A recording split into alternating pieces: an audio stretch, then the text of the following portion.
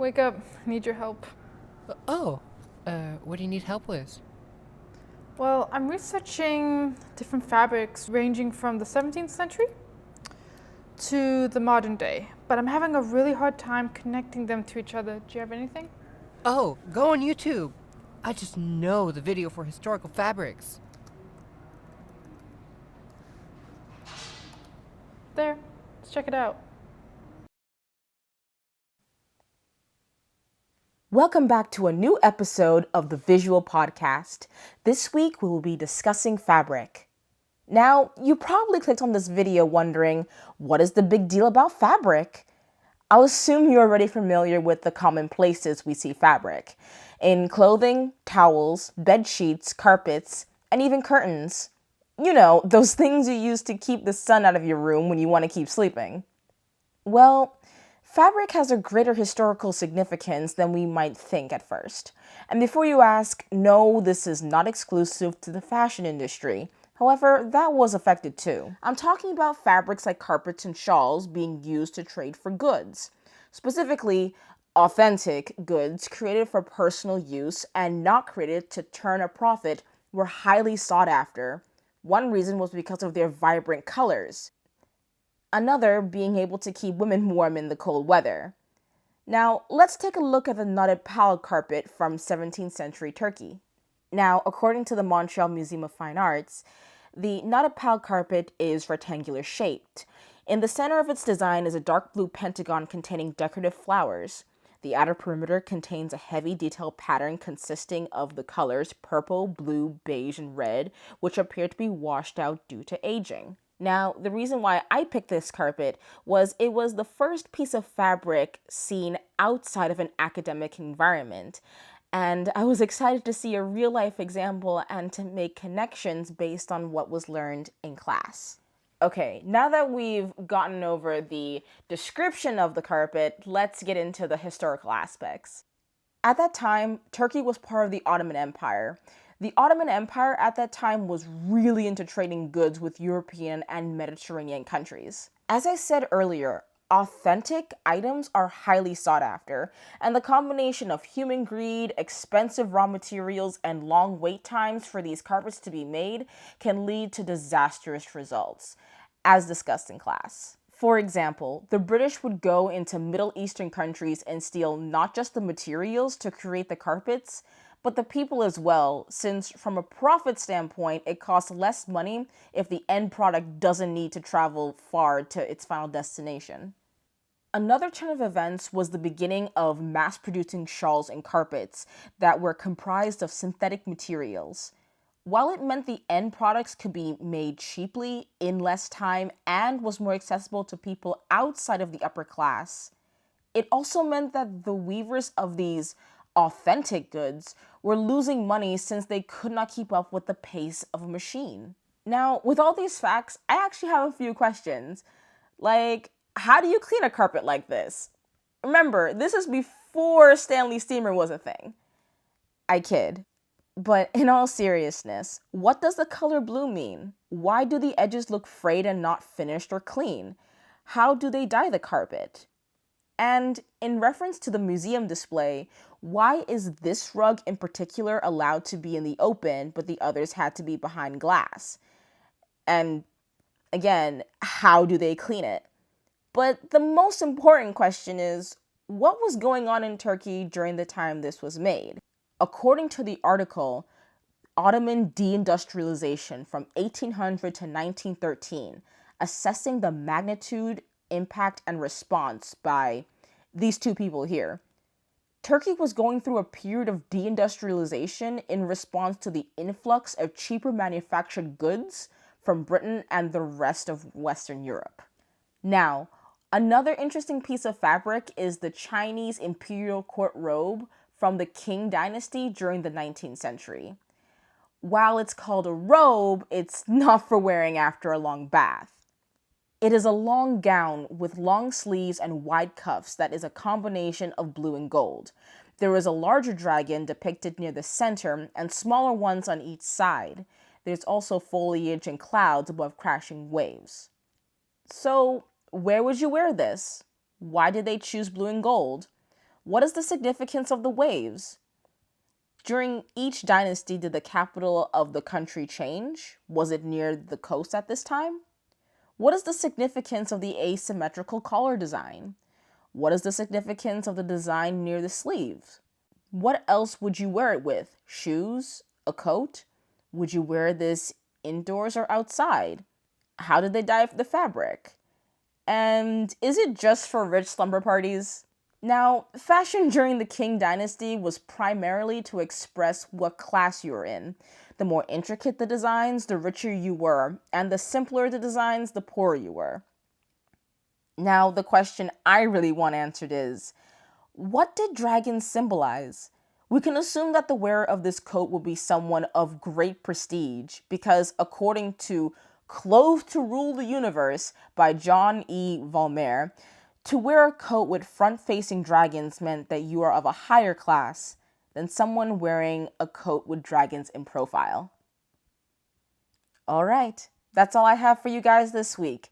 I hope you enjoyed this week's podcast, and I'll see you all next Wednesday. That was useful, but I need more contemporary pieces for this. Say no more. I know just the place. Let's go. Here it is. What's going on in there? Well, no time like the present. Oh my god, I'm like totally not Whoa, yearning don't for you you. dare Like, touch man, me. oh my, like you're Hey, literally last century. bruh. Have you Oh not? my god, that's Very so sad. Oh my last God. century. Don't Your come scarf. close. And Before yours like my Leonardo Twitter. DiCaprio. No.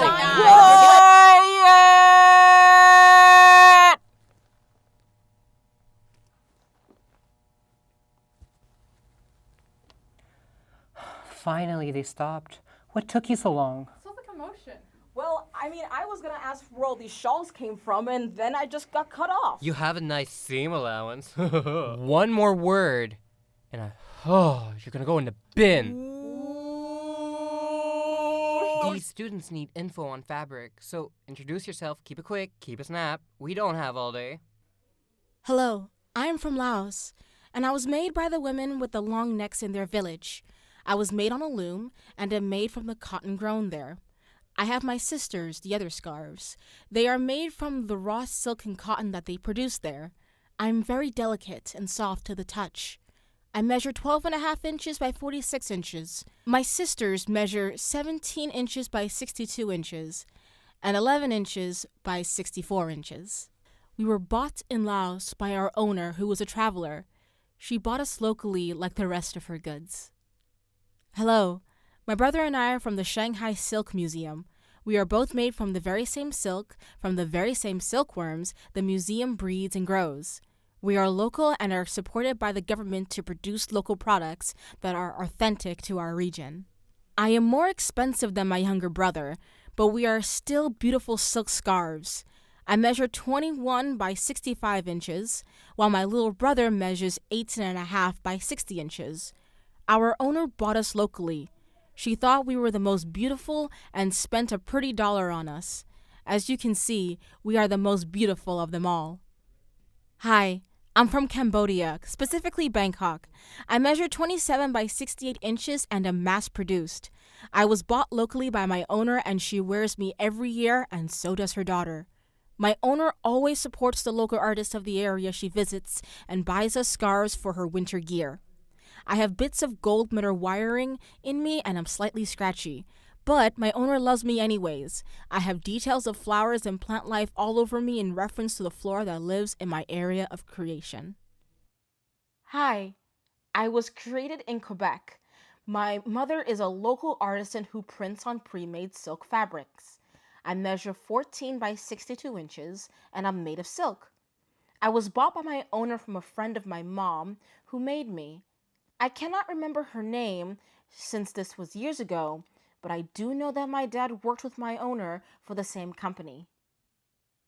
Hey, by any chance, does anyone know anyone that we could reference for like the project? Oh, look up Sergirius. Oh yeah, he's our creator. He has over 30 years of experience. Tu viens de où avant de venir au Canada? Avant, je suis égyptienne. J'ai né en Égypte. On est venu ici comme immigrant. 1966.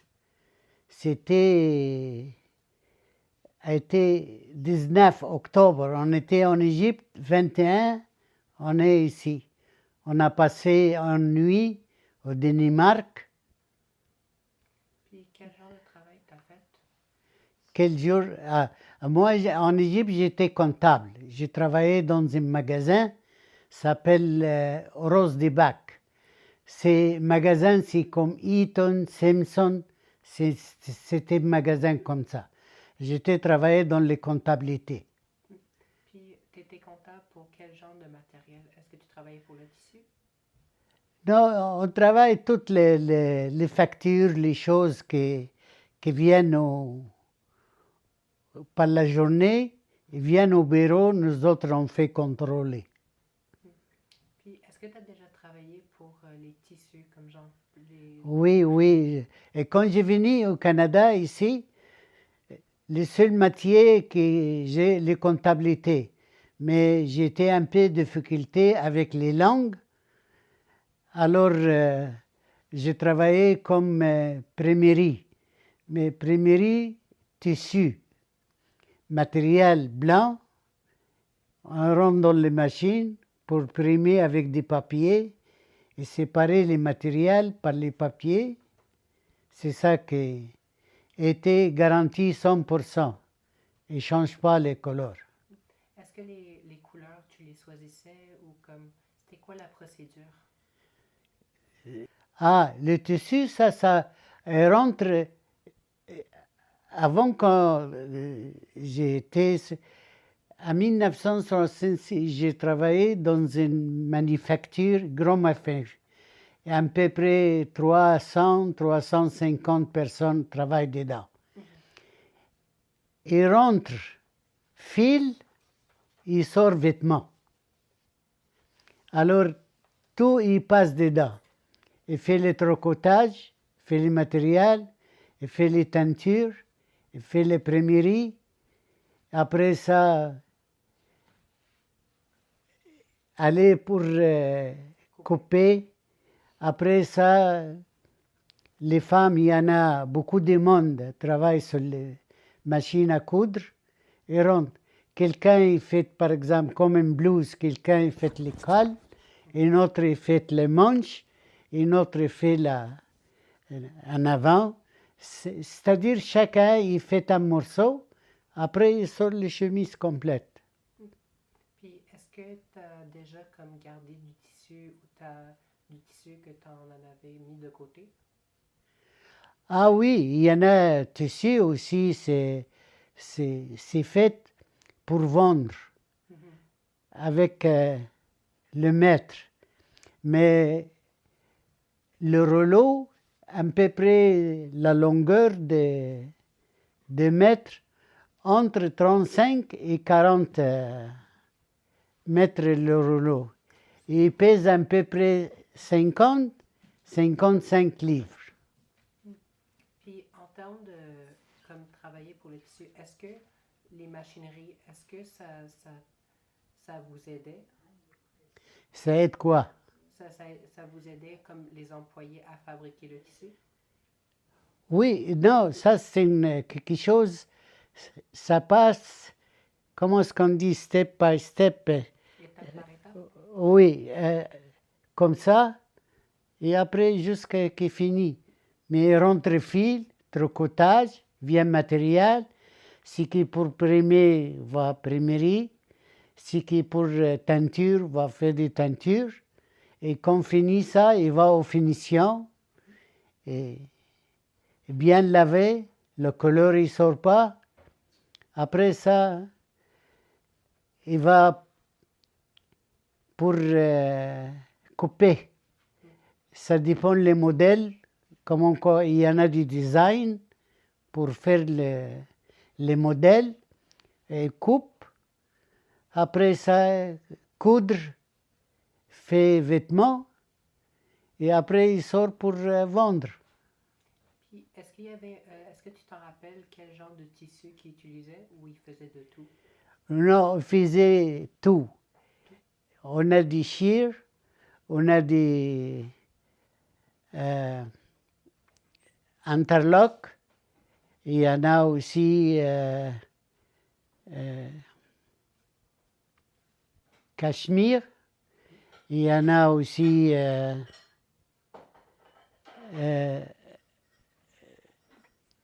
matériel léger comme ça, comme les chiffons. Il y en a aussi les choses, pas dans ma tête maintenant, mais il y en a, chaque matériel, il y en a un nom. Mais il y a des différents, il y en a 6, 7 différents matériels. Il y en a matériel double knit, il y en a single, mais ça dépend qu'est-ce que va faire avec pantalon. C'est pas comme chemise, c'est différent. Alors, tu avais comme de tout de sortes. Il y en a toutes des sortes. Puis, c'était comment les conditions de travail? Comme, est-ce que tu étais correct au travail ou... Non, il était bon. Mais à la fin, il y en a des mondes qui étaient une fois chez le docteur et me conseillait, c'est mieux changer les métiers parce qu'il y en a comme de coton, ils volent dans le tissu. Et ça, quand on respire, est capable, avec les temps, ça fait quelque chose aux poitrines.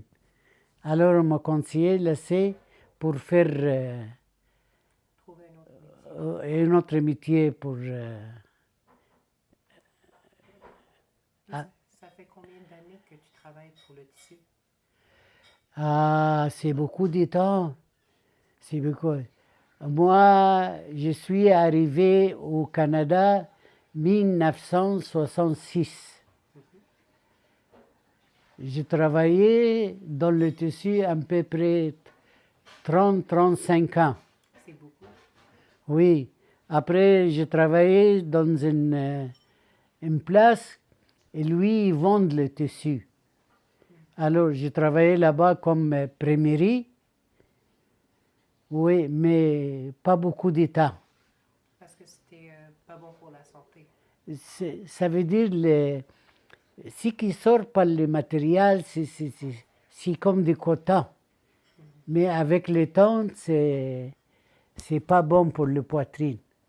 Alors, c'est pour ça que je n'ai pas resté longtemps, mais ça fait à peu près 30 ans dedans. Oui, c'est beaucoup. Oui.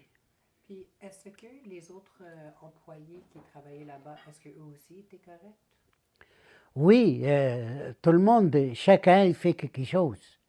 Mais c'est comme ça le travail. Est-ce que c'était lourd, le travail? Si tu regardes la machine quand tu roules pour examiner les choses, ça c'est pas quelque chose de lourd. Tu restes à côté de la machine, c'est seulement pour regarder, examiner, tout va bien. Mais aussi, il y en a quelque chose qui est lourd. Aux finitions, avant, il rentre fil, tricotage et sort matériel. Les matériels, ils rentrent dans les finitions. Les finitions, ils tirent les matériels et fait le rouleau à peu près entre 40 et 45 mètres. Largeur, c'est 63 pouces. La longueur de chaque rouleau, c'est pas tous les rouleaux pareils. Il y en a des gros rouleaux, il y en a des petits rouleaux. Puis, est-ce que c'était toi qui les bougeais ou c'était les machines qui les bougeaient? Non, c'est moi, je les bouge. Pour primerie, à moi, sur les machines, il y en a 2 personnes. C'est un rouleau avec une barre carton dedans avec un trou. Nous autres, on rentre en grande barre en métal. On met 2 personnes, un de chaque côté. On met sur sur les machines. Les machines,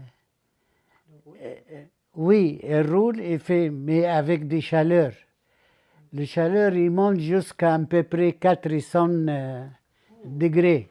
Est-ce que t'avais toujours chaud? Oui, et toujours là-bas.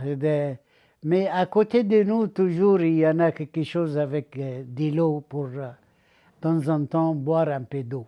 Alors, le travail prenait bien soin de vous. Oui, le travail, les machines travaillent, nous autres, on regarde les machines. Si quelque chose qui marche mal, on arrête la machine, on range les problèmes et fait partir de nouveau les machines. C'est comme ça. Mais teinture, c'est quelque chose, finition, c'est quelque chose. Pour monter, pour aller couper et coudre, il sort vêtements, ça c'est d'autres choses. Il y en a plusieurs départements pour jusqu'à qu'il sort vêtements. Alors, c'était plus les hommes qui travaillaient pour faire le tissu, puis les femmes travaillaient pour créer le linge dans ton entreprise. Non, les femmes, ils font tout. À côté, les femmes avec l'homme, on travaille ensemble. Ils font tout. Ce qui fait les gars, les femmes, ils font. Alors, tout était en harmonie. Tout, mais engager plus les femmes parce qu'ils prennent moins cher. Puis, en termes de machinerie, j'avais compris que tu les réparais. Oui. Et moi, intelligent avec les choses mécaniques. Quand arrive quelque chose, moi, je suis capable d'arranger moi-même. C'est pour ça mon patron m'a fait monter vite, parce que une fois est venu le gars en Allemagne pour arranger les machines, les manufactures payaient le voyage, payaient l'hôtel pour les gars, et tout ce qui est besoin, 3 jours, 4 jours, une semaine. Mais alors moi, j'ai pris à faire tout ça, alors après que moi, la machine qui arrive quelque chose, c'est moi le rangement. Et besoin d'une pièce, je demande la pièce, moi remplace. J'avais compris que quand tu travaillais dans les machineries, il y avait des machines que tu pouvais faire comme X nombre de temps, mais tu étais capable de les réparer et les faire travailler toute la journée. Ah, moi, j'étais travaillé dans une manufacture qui s'appelle Perth Knitting. Il y en a beaucoup de monde, comme j'ai dit au commencement, travaille dedans. Moi aussi, j'ai rentré, je connais rien. Mais quelques mois, j'ai compris tout qu'est-ce qui a marche dans les compagnies. Dans ton métier, est-ce que tu avais un bout préféré que tu aimais beaucoup faire? Ah, pour toujours, mais mon métier en Égypte, c'était comptable. Et ça, c'est différent. J'ai travaillé. Mais avec le temps, eh bien. Mais quand un peu vieilli, pas capable. Alors, c'était difficile. Oui. Puis, c'était environ, tu avais quel âge à peu près quand tu travaillais, puis tu bougeais les machines, puis tu travaillais pour le tissu? J'ai à peu près 23, 24 ans. Alors, tu étais très jeune. Oui, j'étais jeune, Puis, mais vieilli dans le métier. alors, tu durais très longtemps, puis tu aimais ça beaucoup? Oui, j'ai aimé ce que Si vous n'aimez pas ce que vous faites, vous allez le faire mal. Mais si que vous aimez, ça sort très bien. Tout le monde comme ça, il travaille. Vous aimez le travail, ce que vous faites, vous améliorez.